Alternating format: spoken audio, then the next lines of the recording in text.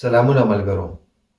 ملګرو په 22 تاریخ د دسمبر د همدې میاشتې په کیلیفورنیا لندن کې د پی ټی ایم د امریکې له طرفه یو جرګه رابلل شوې ده.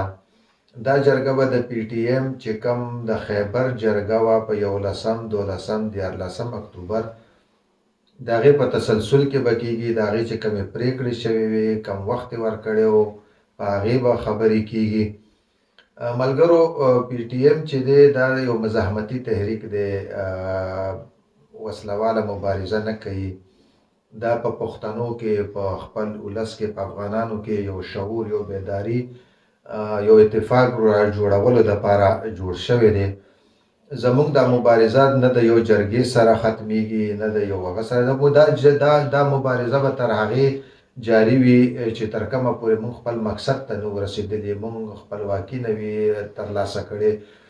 موږ چې دي د کومې د ټارګېټ کیلینګ یا د په وطن هم چې د بهر نور استعماري قوتونه راغلي دي، غاصب شوي دي، قبضه شوي دي، د دې ته خلاف چې کومه پورې موږ کامیاب شوي نو زموږ مبارزه به جاري وي. جرګې به هم وي، مرکې به هم وي، جلسې به هم وي، جلوسونه به هم وي، عوامي بیداري به راولو.